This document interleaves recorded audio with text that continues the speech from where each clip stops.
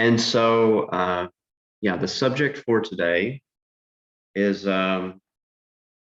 it's a short section in Boyce and DePrima, but it's an interesting subject, and so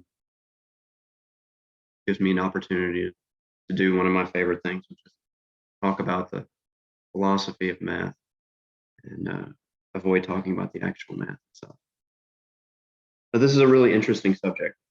I'm mostly joking about avoiding talking about math. Um,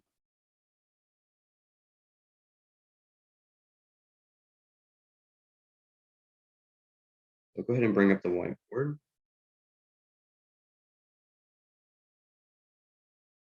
Clear that out. That was something from my research.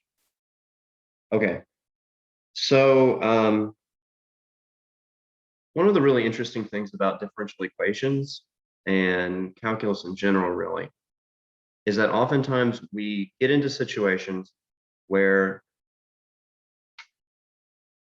close this a little bit. Okay. We get into situations where we want to do something. We want to be able to write a mathematical expression or give some expression meaning that the rules of the game don't allow us to do. And the first example that we saw of this in calculus was the slope of a tangent line. So if we had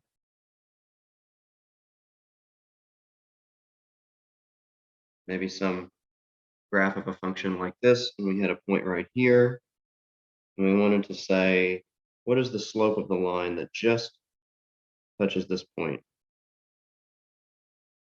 This is the first actual calculus thing we probably did. Well, we always define the slope of a line as rise over run. So the run in every case was some change in x, and the rise was change in the output of the function. So as we went over this distance, delta x, we had a change in the function where it went from f of x to f of x plus delta x. So maybe this expression we graphed, and it looks something like this. So for every non-zero delta x, let's call this g of delta x. So for every non-zero delta x that we plugged into this, we had some value. But if we had delta x equals 0, then this gave us 0 divided by 0. And now this expression, the rules of the game, the rules of mathematics that we had learned up to this point, did not give us a way to assign a meaning, to assign a value to this expression. So we had to say that this expression was undefined, right, at delta x equals 0. But if we're just looking at this and we're only applying common sense, right, we aren't playing according to the rules of mathematics, we're going by just the ordinary way of thinking, then it's really obvious what the value of this function should be. It looks like we're just going straight through that point right there, and so that's what we should assign as a meaning to this expression. That's the value we should give to it for delta x equals 0.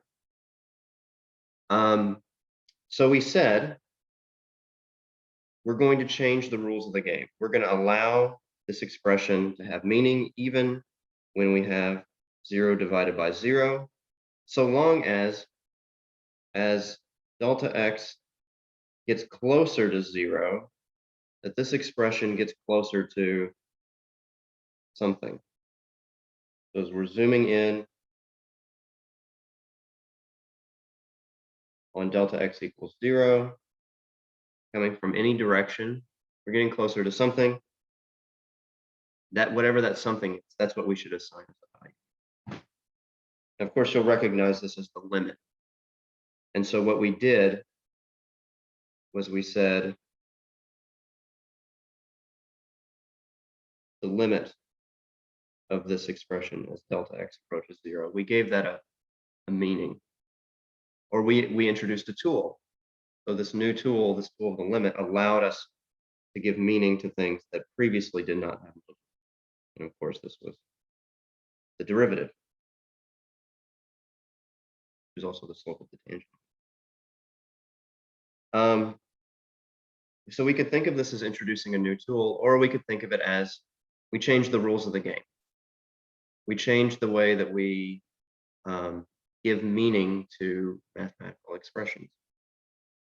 And of course, you can see this idea in this kind of expression that we write here. This is the way people early in the history of calculus would write things, because when calculus was invented, they hadn't come up with the concept of limit yet, but they did have derivatives and they did have integrals. And they did know the relationship between these two things before the concept of limit. The concept of limit was probably introduced about 150 years later. They really thought of this as a fraction, that we're just changing the way we assign meaning to things. We're allowing ourselves to give to this expression the meaning that it ought to have. So that's a situation that comes up a lot in calculus. We find ourselves in a situation where we want to do something, and the rules of the game don't allow it, so we change the rules. And that's what we're going to do with the subject for today. So I think I will introduce this with a couple of observations. Well, first of all, what have we been talking about? We've been talking about this one particular ODE.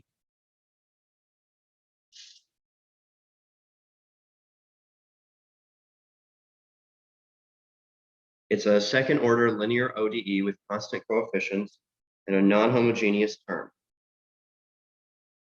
And we were thinking of this as representing physical system. Actually, multiple physical systems simultaneously represents multiple physical systems just as well.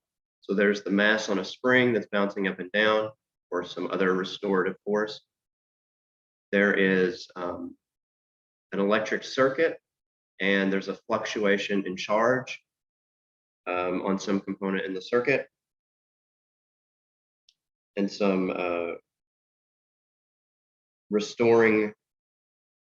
something that restores the charge to the equilibrium charge across the capacitor, for example. And we introduced a tool for dealing with these physical systems. Well, that's one thing. These physical systems not only were meant to represent actual physical systems, but also idealized ones. When we thought about the unit step function, this forcing function, we thought of not just as representing things that were perfectly representative of something that could exist in reality, but also idealized things that were easier to think about. We think about a force being applied, we flip a switch in a circuit, and the potential across the circuit changes. We apply some voltage to it, and that happens instantaneously. So this ODE was meant to represent a lot of different things. We also introduced the Laplace transform, and this Laplace transform not only allowed us to deal with situations that were physically realistic, forcing functions that were physically realistic, but also the idealized ones as well. We could deal with the idealized forcing functions in a way that was sort of congruous with the very realistic physical ones. Now, one thing you might have noticed as we were looking at the Laplace transforms of various functions, what do we have? Some examples. Laplace transform of 1 was 1 over s. The Laplace transform of t was 1 over s squared. We got an s in the denominator again. The Laplace transform of sine of at, these were all ones that we computed out. This was equal to a over s squared plus a squared, and so on. And in all of these situations, as s increases,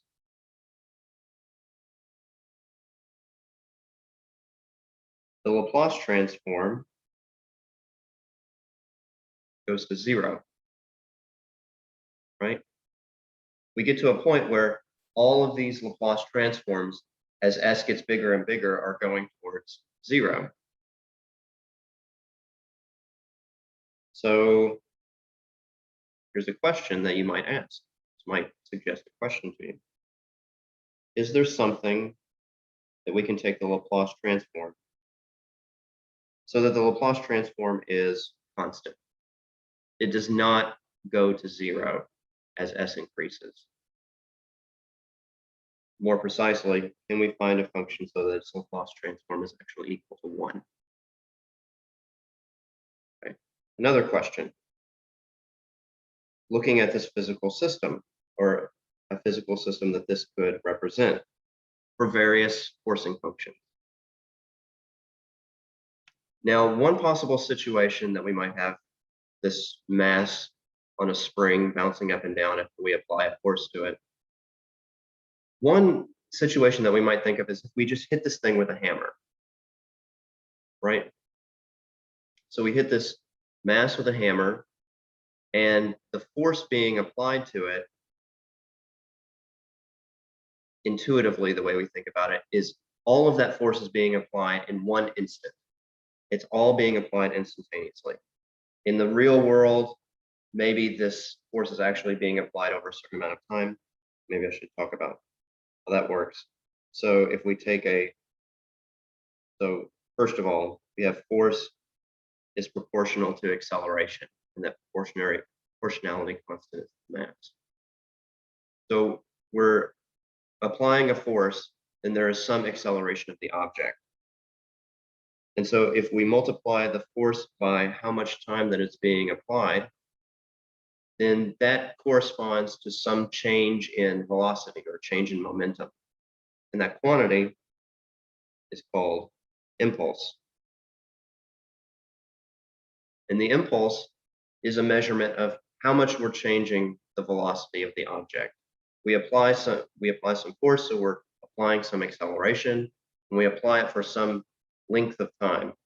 That gives us the impulse. The impulse measures how much that acceleration is being applied, which gives us a certain change in velocity. So this is this first question was, can we find a function question? The second one is, can we find a function so that all of the impulse, don't worry, I remember how to spell, all of the impulse is being transferred. Transfer may have two R's, I can't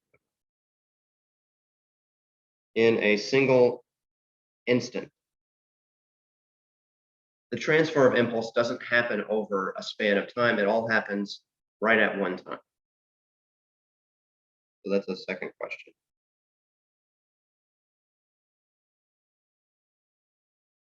And the answer to both of these questions is, it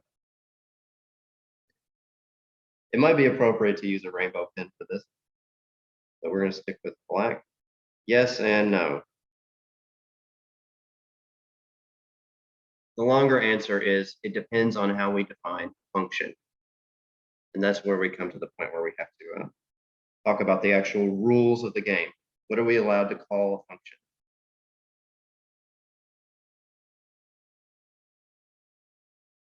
So I'll try to answer this first question first. I should, I left my phone outside, so I have no way of keeping track of time. Okay, let's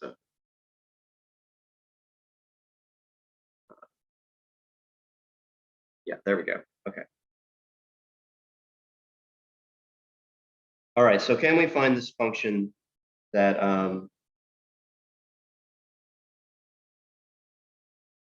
that transfers all of a forcing function that transfers all of that impulse in one instant.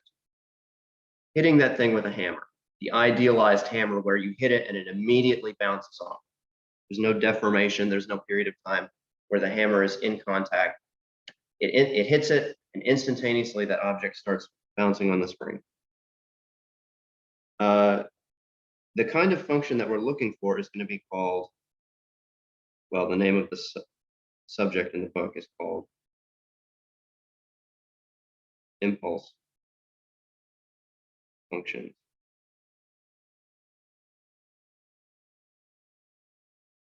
And I'm actually, all of this is in quotes. I'm gonna put an extra pair of quotes around functions, because as we'll see, this is not going to satisfy our ordinary definition of a function, the things that we're used to. It's going to violate our idea of functions in multiple ways simultaneously.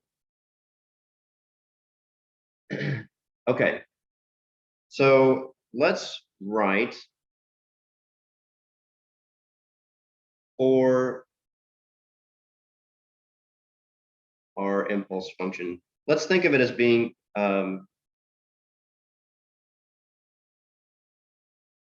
first of all, we're going to apply a force. So this force is going to be represented by f of t. So this is force. And we're going to think of this as only being applied over a particular time. So this is going to be equal to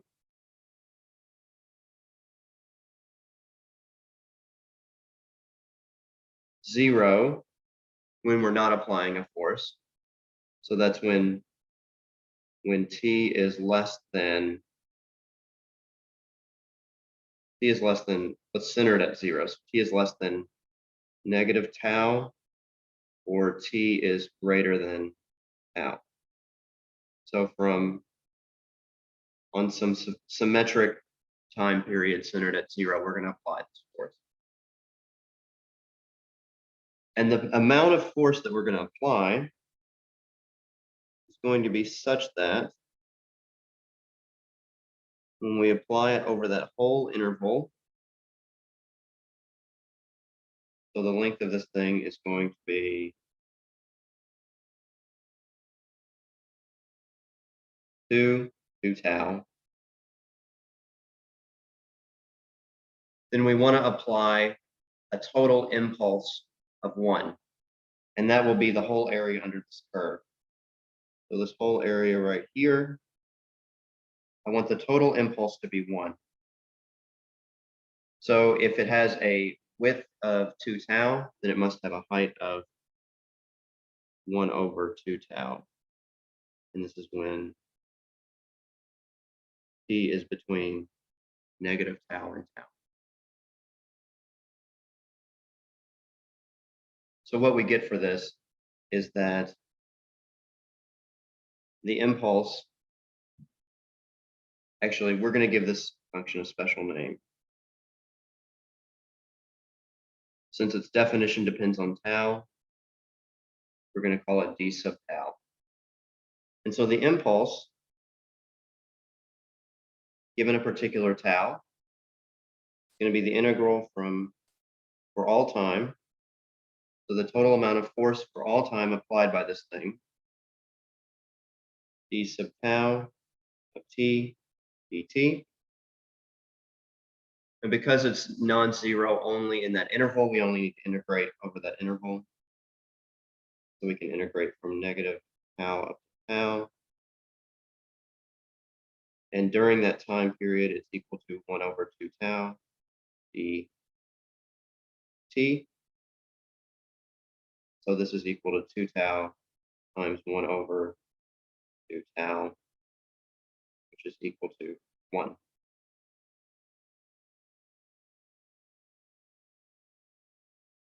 So the integral of the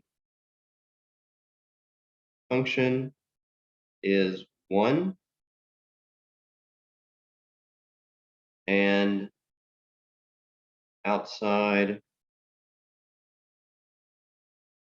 minus tau up to tau the function is 0. So this is already an idealized force. It instantaneously goes to a certain level and it instantaneously drops off to 0.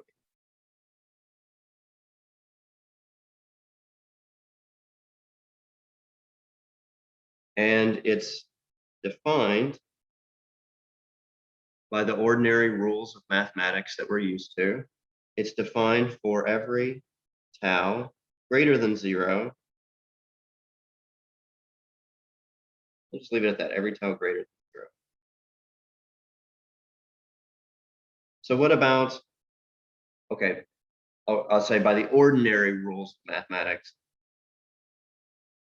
but not for tau equal to 0. So we don't have a definition. We would have a division by 0, right? This 1 over 2 tau right here. I apologize for the noise, picking up garbage outside. This 1 over 2 tau would be 1 over 0, and so we would have this function being undefined, right?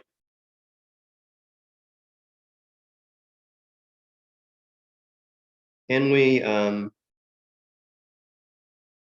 take the limit? Maybe that's a natural next question. As this tau decreases and gets smaller and smaller and smaller, well, what happens? We can draw a picture of this. So maybe we decrease it to here, and we get something like this. Or we decrease tau even further, and we get something like this. Or we decrease tau even further, and that's getting difficult to draw a straight line. Try this. And I'm going to the point where the tablet doesn't want to draw anymore.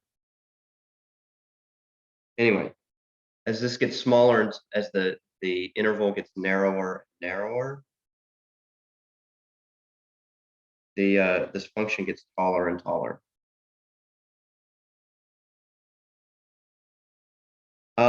Okay, so as tau gets smaller and smaller, what happens? What happens to the function? I have t, I have tau.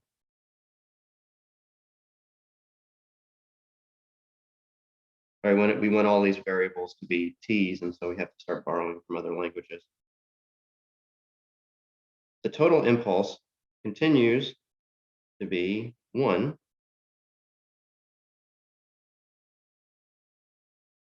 And for every t not equal to 0, t of tau t equals 0 eventually. So we eventually get to a point, no matter which non-zero t we choose, eventually tau gets smaller than that thing. And so that t is outside the range, so it's 0. So these are the properties that this function has. I'll go ahead and just write out how we represent this function. We write it as delta of t. And it has the properties that it's equal to 0 when t is not equal to 0.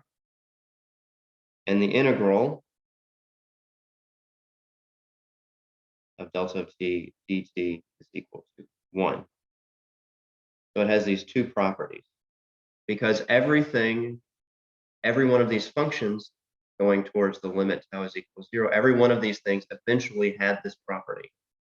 Well, all of them had the property that their integral was 1.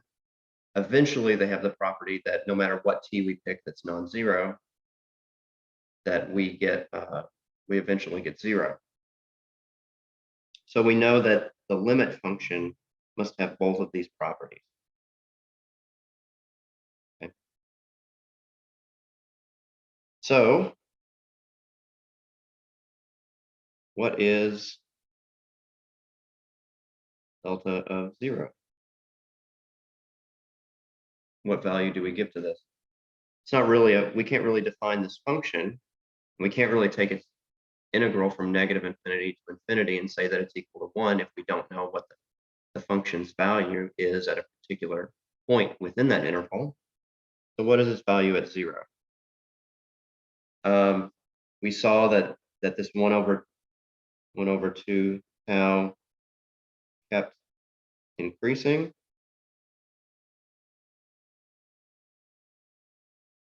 So delta of 0 is bigger than any real number. So we can't assign it any real number as a value because it's bigger than any of them. Is delta of 0 equal to infinity? If we were allowed to say that the value of the function at 0 is infinity, would that solve the problem? Well, let's go back to our example here and say instead of an impulse of 1, we have an impulse of 2, right? Now the limit of all of these functions also has an impulse of 2. It's also equal to 0 everywhere that t is not equal to 0, right? It has an undefined value. Well, we can't assign any real number to, we'll call this one, instead of d, we'll call it, what's another Greek letter that we'll call it e, so that I can write epsilon.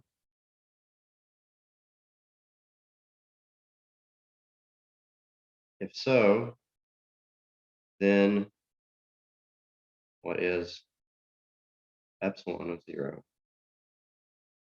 Is it infinity? In which case we get two functions that are the same function, but they have different properties. One of them, the integral is equal to 1, the other one, the integral is equal to 0. Okay.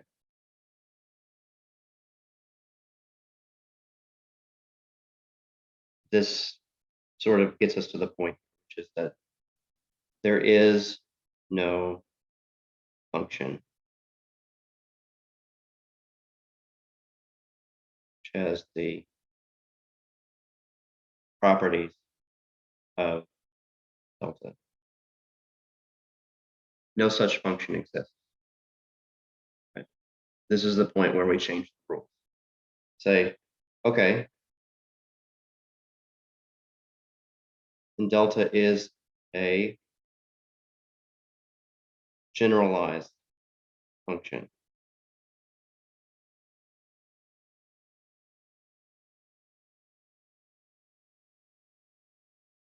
Whenever we talk about delta, we're going to say, what is the value of delta at any t not equal to 0? It's 0.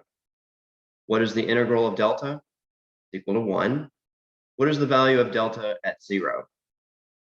We don't talk about that. Yeah, that's not the way you talk about generalized functions. That question just doesn't make sense.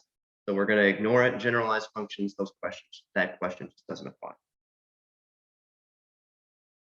And that's the idea. This is really what we do in mathematics. Believe it or not, this is really how things work. We've just introduced a new kind of function. And we will say that it's totally valid to have, for example, our forcing function is equal to, I'm gonna take that impulse. I'm gonna take that instantaneous impulse. I'm gonna shift it forward by 1 second so that we can avoid some more problems just momentarily. So let's shift it forward by 1. This is totally fine. Now, how do we? Well, we're saying it's totally fine. We're declaring by fiat. This works. We can have this equal to my double prime plus cy prime plus ky. Okay, this is a totally valid ODE, right? Because it's not a function, but it's generalized. That's okay. We can, in fact, I've gotten past where I was in the notes to catch up. We can, in fact, say, what is the Laplace transform of delta?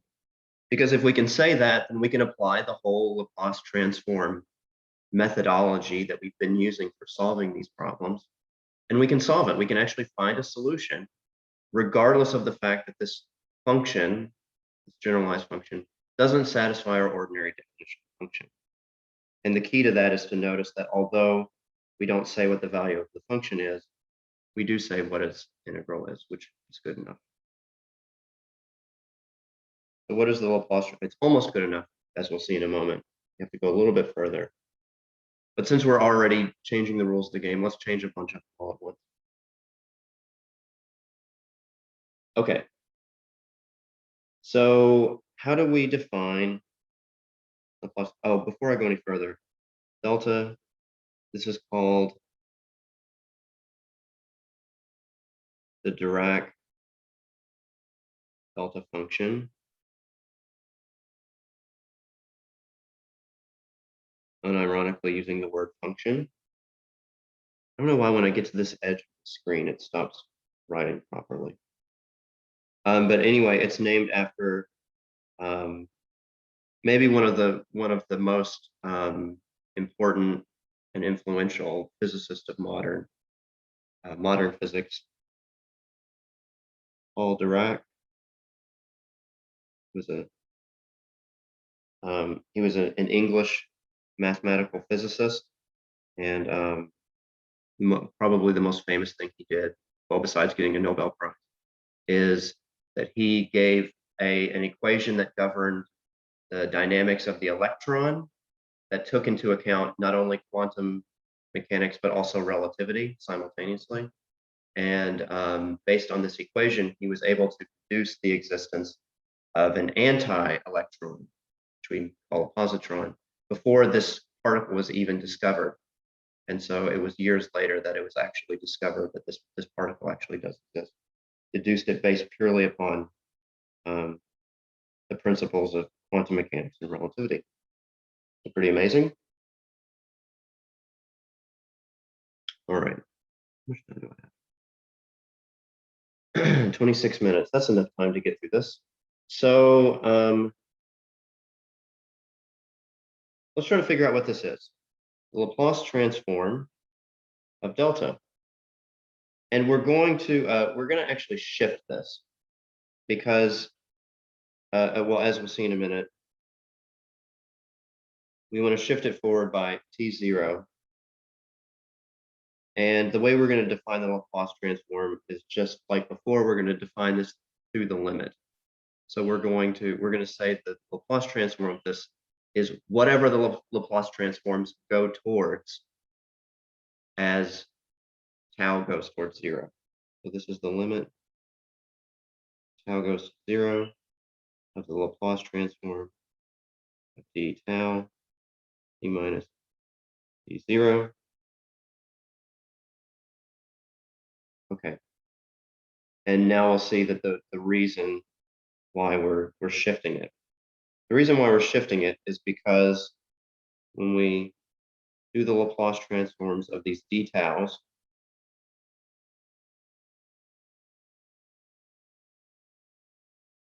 this is going to be the integral from 0 to infinity of e to the minus st d tau t minus t0 dt.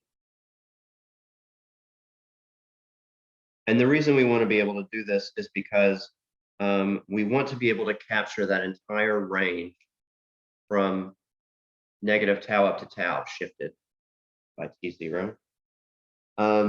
So that when we take eventually when tau gets small enough, we get the whole integral. And as we're shrinking further and further and getting this thing narrower and narrower, we're first of all not cutting off half of it in this integral, just going from 0 to infinity.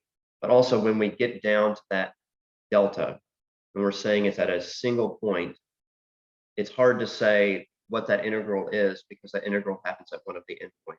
And so that's the endpoints aren't supposed to matter in the integral. So we get into a problem of the definition of the integral at that point. So we'll shift it and we'll shift the problem of dealing with that into the future for a little while, and we can do some calculus. So eventually, when tau gets small enough, the entire interval is at some point greater than starts at some point greater than 0. And so eventually we get to the point where we can write it like this. T0 minus tau, T0 plus tau, e to the minus st,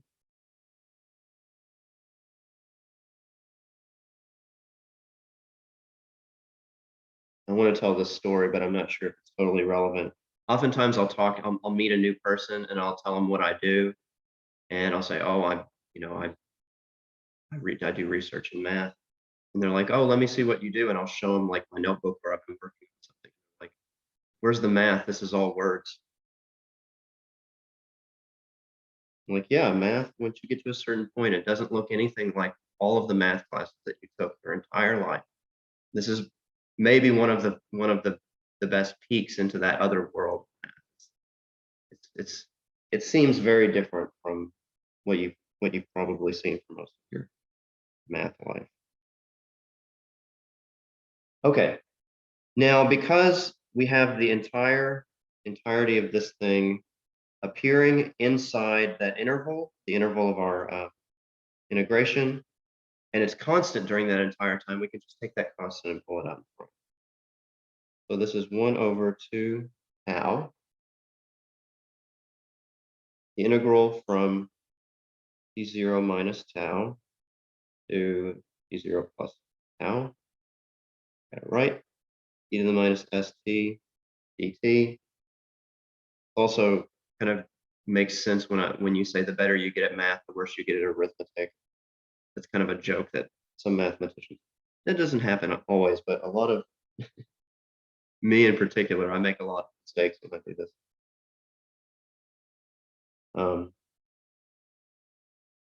I like to think that just gives people encouragement. If you make mistakes, people who are doing math for a living also make mistakes.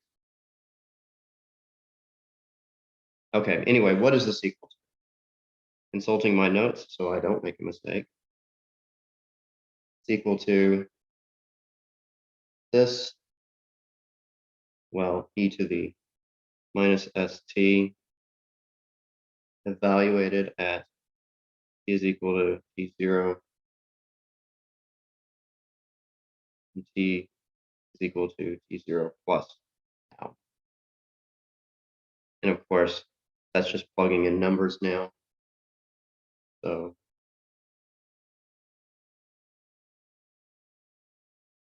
another opportunity for me to mess something up. And this is e s tau minus e to the minus s tau. And well, I'm going to rewrite this thing using hyperbolic functions. So let me write that down first before I start talking about it. But what we get is that this is equal to hyperbolic sine of s tau over s tau e to the minus s d0. Now, if you're not familiar and comfortable with hyperbolic functions, it's sort of a generalization of ordinary trig functions. Ordinarily, we think of a unit circle, and then we have some angle, and that angle defines an x and a y on the unit circle, and the x is the cosine and the y is the sine. Now, if we replace the circle with hyperbolas, so the circle was x squared plus y squared equals 1. We replace it with x squared minus y squared equals 1, and we get a unit hyperbola. And then we change our notion of what it means for an angle to be defined. Then we get another function where this is our x and this is our y. And this x defines our hyperbolic cosine, and this y defines our hyperbolic sine, which we usually pronounce caution sinh because we like sounding ridiculous.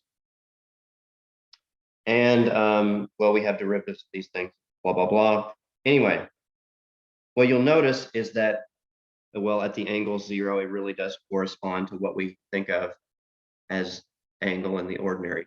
You have to change the idea of angle because you see that once you go here, you're not even hitting the hyperbola anymore. So it's a little bit different idea of an angle, but at least at 0, it's the same. And so what you see is that you get your y is 0, the numerator will be 0, and well, there's a tau down there. We want to take the limit of this. Let's do that. Anyway, you would see that if you plugged in tau is equal to 0, you would get 0 over 0. Right? Another opportunity for calculus to save the day. We apply L'Hopital's rule. And so this is actually equal to the limit as tau goes to 0 of the derivative of the hyperbolic sine, which turns out to be the hyperbolic cosine. So we get an S from the chain rule, hyperbolic cosine of S tau. And then the derivative of the denominator with respect to tau is, of course, S. And so now we get hyperbolic cosine, which is right here, that x value. And so that's 1. So we get S over S, which is just 1.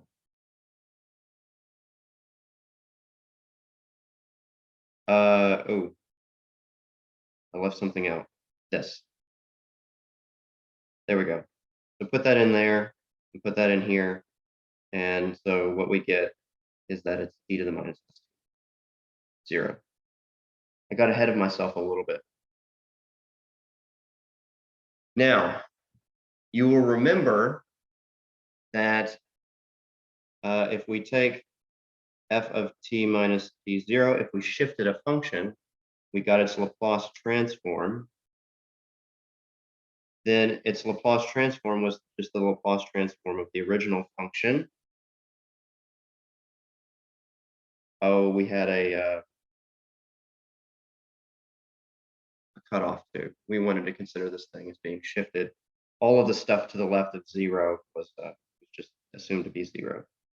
So anyway, we got the shifted version of the original function, or we got the Laplace transform of the original function multiplied by e to the minus s to 0, right? So we can think of it as the Laplace transform was shifted. It corresponds to multiplication by an exponential. Well, we get the same exponential here multiplied by what we'll think of now. We're going to push the generalization a little bit further. I'm going to go ahead and write down the fact. So, and that is the Laplace transform of delta. If we push t0 all the way to 0, or we think of this exponential as accounting for some shifting, then what we get is this Laplace transform of delta is equal to 1. Oops.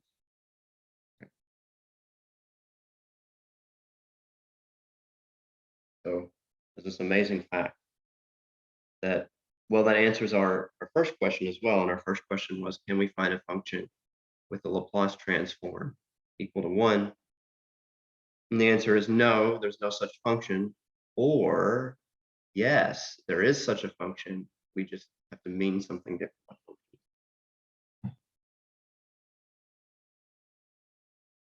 Okay.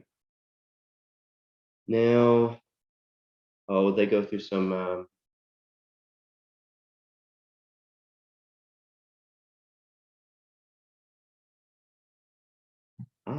yes.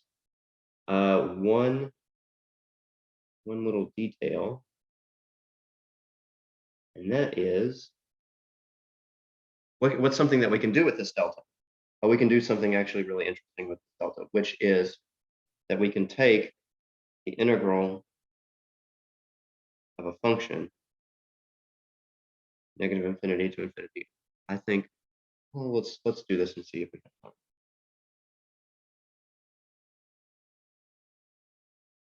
Let's take their shifted delta function and we'll multiply it by f of t dt. And what happens? Well, we're going to treat this delta just like we did before. It's going to be, the answer is just going to be the limit of whatever the answer would be if we're dealing with unit step functions. So this is, or with step functions with a unit impulse. Unit impulse functions, we might say. So this is the limit as tau goes to 0 of the integral from negative infinity to infinity, d tau of t minus t0, f of t dt. And to save myself a little time, I'll note that, of course, this integral only matters where that d tau is non-zero. So that is from t0 up from t0 plus tau, well, from t0 minus tau up to t0 plus tau, going forward in time. Okay. Now over this whole interval, it's just equal to 1 over tau. So we pull that out in front, and we get the integral from t0 minus tau to t0 plus tau, f of t dt. Now we're going to invoke a theorem from probably Calc 1, and that is, what is the value of this integral? Well, by the mean value theorem, we can pick some point inside this interval and say it's just constant. It would be the same if it was just constant at that value the entire time. So this is 1 over 2 tau times, we'll call that point t star. And this t star is between t0 plus tau and t0 minus tau. So this t star is the special point in the interval, so that we can just think of this whole function as being constant during the interval for the sake of the integral. So the width of the entire integral is, the interval is 2 tau, and it has the function, or has the value f of t star, where I've moved where the star is, but don't worry about it. So we just get f of t star, where this f of t star is stuck in between these two values. Now, as tau goes to 0, this interval t0 plus tau, t0 minus tau, shrinks to just the point, right? This goes towards 0. This goes, I got them in the reverse order. Translate it to what it should be in your head. It shrinks just to just the point t0. And so what we get is that this integral, well, we're taking the limits as tau goes to 0, this f of t star goes to f of t0. And so what we get is the integral of this, the integral of the function against this delta function actually picks out the exact value f of t0. So we do the integral and it ends up just picking out a particular value of this function. So I think that's really interesting. It's as if when we're doing this integral, we're making a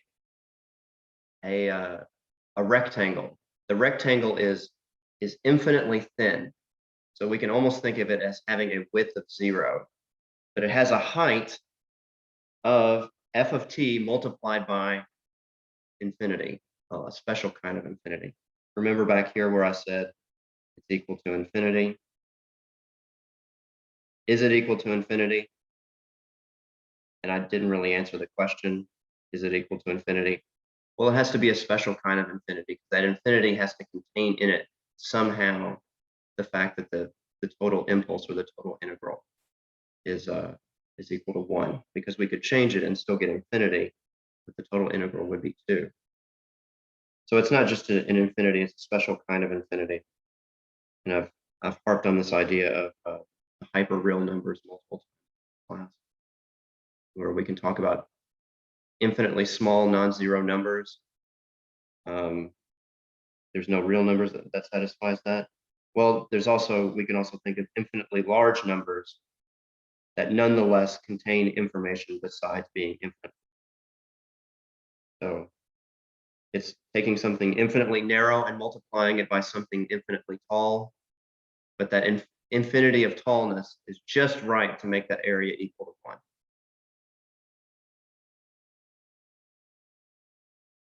I may not have time for this. The last thing would be actually using this to solve something.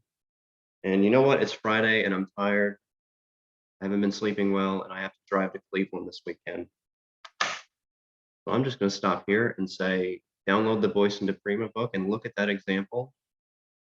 It's easy. I have 100% faith that you can read it on your own. So I'm going to stop class for today. Unless you have questions, I'll stick around. Otherwise, have a good weekend. I'll see you probably on Monday if I can find a place to do class from. Otherwise, I'll record it.